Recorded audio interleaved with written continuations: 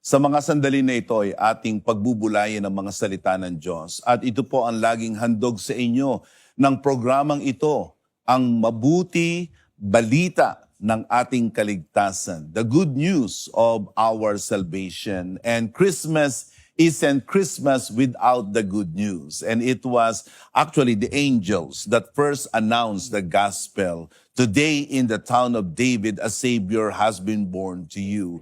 And so this kind of salvation is what we would like to convey to you. And we can find salvation as we study and meditate on the words of God. But before we do that, shall we pray? Ama naming Diyos, pagpalain mo ang pagbubulay na ito ng iyong mga salita. Lalo na kami ay ilang araw na lamang ay ipagdiriwang ang Kapaskuhan. Ang iyong Espiritu Santo ang gumabay sa amin at sa amin ay magturo. Ito po ang aming dalangin sa pangalan ni Jesus. Amen. At ngayon po ay ating tutunghayan ang paksa, Jesus the Son of God. Ito po ang ating pag-aaralan sa mga sandaling ito. At sa loob ng mga nakaraang episodes ay ating tiningnan ang tunay na pagkatao ng Panginoong Jesus sa liwanag ng banal na kasulatan. So it now begs the question, how did our God in heaven introduce Jesus? And we can find that in the book of Matthew in chapter 3 in verse 17. Dito natin makikita kung ano ang itinawag ng ating Ama na nasa langit patungkol sa ating Panginoon. And behold, a voice from heaven said, "This is my beloved Son, with whom I am well pleased." The Father in heaven called Jesus as his Son. And not just a Son, but the only begotten Son. In the book of John chapter 3 verse 16, Jesus Christ is mentioned as the only begotten Son. The word son, especially in the minds of the Jewish people and the audience of Christ or the gospel writer Matthew, actually connote the idea of intimacy. Kilalang kilala ng ating Panginoong Jesus bilang anak ng Diyos at ang kanyang Ama sa langit, at gayon din ang Ama sa langit ay kilalang kilala ang kanyang anak. This is something that no human relationship, particularly father-son relationship, could literally claim, because even the best in our human relationships, even the best father-son relationship, there is so much ignorance as to who their father really is or who the son is, but not the relationship between the father and the son. The relationship of the father and the son is that of perfect intimacy, perfect knowledge, and perfect connection and relationship. Their unity as Father and Son is without question. And so when the Father calls Jesus as the Son, it meant more than being just someone who is from God. And this is what we are going to look at even more. So what does it mean that Jesus is the Son of God? Number one, he shares the very nature of God. You see, God is a nature just as human or humanity is nature. And when the Bible says that Jesus is the Son of God, the nature of the Son is that of God. And so we say in Tagalog na ang Panginoong Jesus ay Diyos sa pagiging anak ng Diyos at siya ay tao sa pagiging anak ng tao. In the book of John chapter 10 verse 30, it says, "I and the Father are one." I and the Father are one.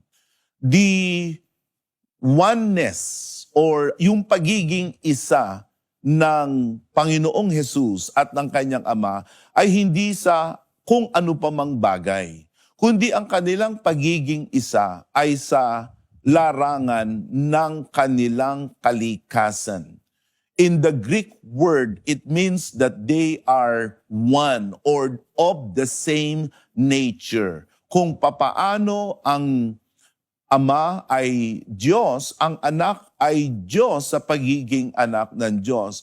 Sa katunayan, ito ang ipinapahiwatig ng Panginoong Hesus sa kanyang mga kausap noon na kanyang sinasabi na siya ay Diyos sa pagiging anak ng Diyos.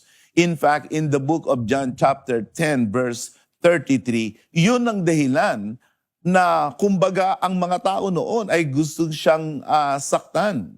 It reads in verse 33, the Jews answered him, "It is not for a good work that we are going to stone you, but for blasphemy, because you, being a man, make yourself God."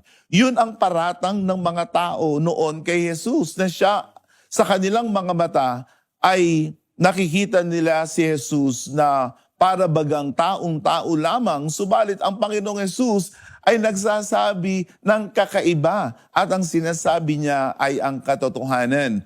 Walang iba kundi ang Panginoong Hesus at ang Ama ay iisa. Nung iyon ay marinig ng mga tao, sabi ng mga tao, ikaw ay nagpapanggap na isang Diyos. Pero ang Panginoong Hesus ba ay nagsisinungaling? Siya ba'y nagpapanggap? Was Jesus Christ trying to con his way into the hearts of the people? Was he trying to pretend or to deceive the people by claiming that he and the Father in heaven are one? Of course not. He was stating a matter of facts. That is why they accused him of blasphemy. Hindi naman siya aakusahan ng kalapastanganan at hindi siya ipapako sa krus kung hindi nga doon sa kanyang pag-aangkin na siya ay Diyos sapagkat siya ay anak ng Diyos. And so, it goes without saying that Jesus Christ indeed is God for being the Son of God. Furthermore, in the book of Colossians, in chapter 1, in verse 15, it says, He is the image of the invisible God, the firstborn of all creation. The image, siya ang larawan ng hindi nakikitang Diyos. Sino yung hindi nakikita? Walang iba kundi ang ating Ama sa langit. Subalit mayroong nakita. At ang nakita ay ang larawan, ang kahawig ng ating Diyos na hindi nakikita. He is the image of the invisible God. Also, in Hebrews 1:3, makikita natin dito na binigyang diin muli ng banal na kasulatan ang tunay na kalikasan at larawan ng Panginoong Hesus. It reads, He is the radiance of the glory of God and the exact imprint of His nature. The exact imprint of His nature. And so, in Christ, we can see the fullness of God because Jesus and Christ is actually the very Son of God. Kung papaano yung Ama ay Diyos, yung anak din ay nagtaglay ng kalikasang Diyos. He is the very imprint of His nature. And so, ang Panginoong Hesus ay taglay niya ang buong kalikasan ng kanyang Ama sa langit. In the book of Philippians, in chapter 2, verse 6 to 8, we're going to read also this particular verse that reinforces the facts that Jesus Christ, prior to His becoming a man, He was actually in the form of God. Paul elucidates here in such perfection when he said, who, though He was in the form of God, did not count equality with God a thing to be grasped, but emptied Himself. He took the form of a servant, being born in the likeness of men, being found in human form, He humbled Himself. He became obedient to the point of death, even death on a cross. Kaya ang Panginoong Jesus, bago daw siya masumpungan sa human form, He was in God form. Muli, yan ang binabanggit sa verse 6. Let's take a look at that verse again in verse 6. He was in the form of God.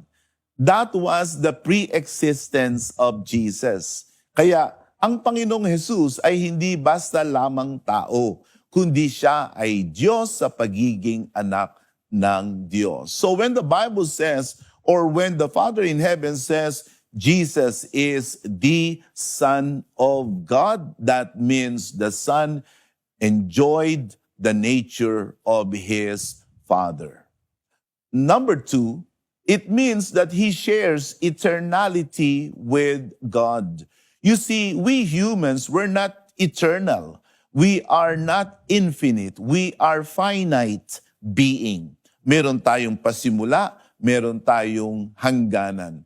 Subalit ang Diyos, wala siyang pasimula, wala rin siyang hangganan. Ganun din ang measure of time ng eternity. In our time and space continuum, mayroong oras, mayroong ikot ang relos. Sa Diyos, ang eternity, walang pasimula, walang wakas. And only God, ladies and gentlemen, enjoys eternality. And you know what? Jesus, as the Son of God, is also mentioned to also enjoy eternality. We can read that in the book of John chapter 1 in verses 1 to 3. In the beginning was the Word. The Word here is referring none other than to Jesus. Siya ang pinapatungkulan na yung tinatawag sa wikang Tagalog na verbo, sa Greek ay logos, sa Ingles ay the Word. In the beginning was the Word, and the Word was with God, kasama na ng verbo, yung Word, yung Diyos, mula pa nung pasimula. When the Bible says in the beginning, it speaks about the dateless past, even before the creation of time and space continuum, even before the invention of timekeeping devices such as watches and sundials and calendars. The Bible says He was in the beginning with God, as if to emphasize the existence of the Son of God from eternity.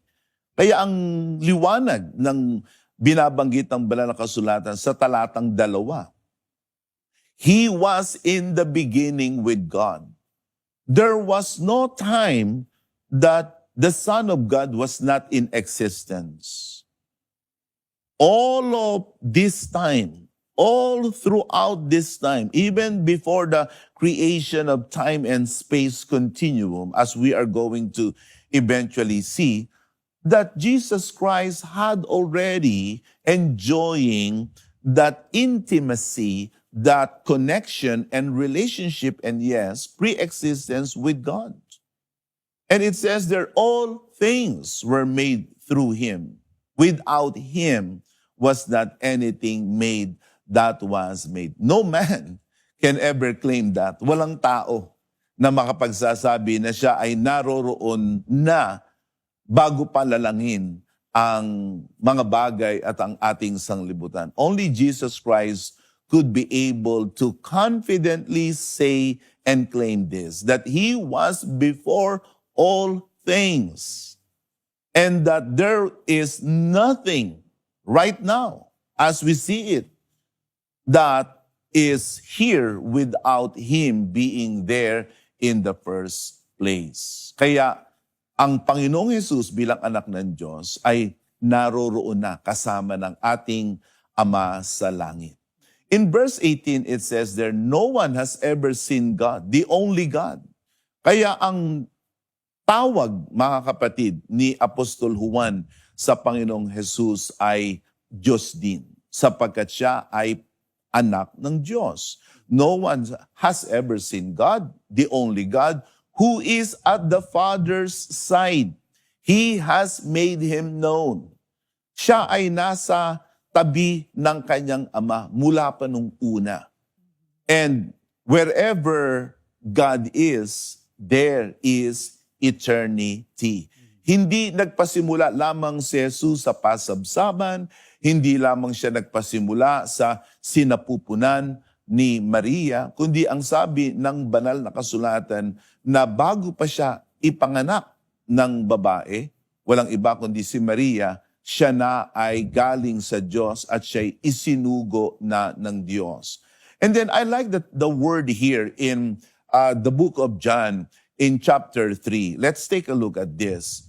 And this is the testimony this time of John the Baptist. A little bit of history. Magpinsang itong si Juan Bautista at ang Panginoong Jesus sapagkat ang nanay ni Juan Bautista walang iba kundi si Elizabeth. And they are actually cousins. At ang unang ipinanganak ay si Juan Bautista. Kaya ang tawag sa kanya ay the forerunner. The forerunner. He was the one who was called from the wilderness and was given the task to prepare the way of the Lord. And then look at the testimony this time of John the Baptist. He said, "This is he of whom I said, after me comes a man who ranks before me because he was before me." Yun ang patotoo ni Juan Bautista, na si Jesus ay mas mataas sa kanya at si Jesus ay nauna sa kanya. Papaano nauna ang Panginoong Jesus kung ang naunang ipinanganak ay si Juan Bautista? But then again, John the Baptist wasn't literally speaking about Jesus's earthly and physical birth. He was actually referring to the pre-existence of Jesus as the Son of God who was with God from the very beginning. And so Jesus Christ is God for being the Son of God. In the book of Micah, in chapter 5, in verse 2, makikita natin dito ang isa sa mga tinatawag na messianic prophecies concerning the person of Jesus. Messianic prophecies in theology are actually prophecies that refer to either the birth, the death, the ministry, and the return of the Lord Jesus Christ. Dito sa aklat ng Micah in chapter 5:2, it says, "But you, O Bethlehem, in Ephratah, who are too little to be among the clans of Judah, from you shall come forth for me one who is to be the ruler in Israel, whose coming forth is from of old, from ancient of days." Here, the one who is coming from Bethlehem was actually referred to as someone whose origin is from ancient of days. In other translations of the Bible, the word used is from eternity. Again, no man is from eternity. Only God is from eternity. And that book of Micah was actually cited in the Gospels in the New Testament to refer to the birth of the Lord Jesus Christ. Now, you might ask me, Pastor Jonathan, what is the big deal that we must know about the true person of Jesus Christ? Well, the Bible says that without knowing the real Jesus, there is no eternal life. The book of John chapter 20 verse 31 says that all of these things have been written that you may believe Jesus is the Christ. He is the anointed one, the very Son of God. And that by believing, you may have life in His name. That is the reason why we must know Jesus as the Son of God, so that we may have life in His name. And I believe that this is what we are in need of these days. Ang kailangan natin ay buhay. At hindi lamang buhay, kundi buhay na may pag-asa, buhay na may kaligtasan, buhay na mayroong kapanatagan. At ang buhay na yan ay masusumpungan lamang natin sa ating Panginoong Jesus. Jesus Christ said, I am the resurrection and the life. Marahil tayo ay may buhay sa ating pisikal na katawan, pero mayroong namamatay sa atin. Namamatay ang ating pag-asa, namamatay ang ating kapayapaan. And you need that life from Jesus so that life will bring forth within you. Christ has come from eternity as the Son of God so that He can be with you right now, right here, in this season of your life. God isn't far away. Kasi ibinigay niya na ang Panginoong Jesus sa atin. He is called Emmanuel, meaning God is with us. Hindi malayo ang Diyos. Hindi nakakalimot ang Diyos. At ang Diyos ay hindi tayo pinababayaan. Christ Jesus is the Emmanuel and He has come to save us. Shall we pray? Father God in heaven, I pray that you will minister healing and strength to those who are in need of your healing touch. Maraming namamatay sa amin. Maraming nawawalan sa amin ng pag-asa at kami ay nanglulupaypay.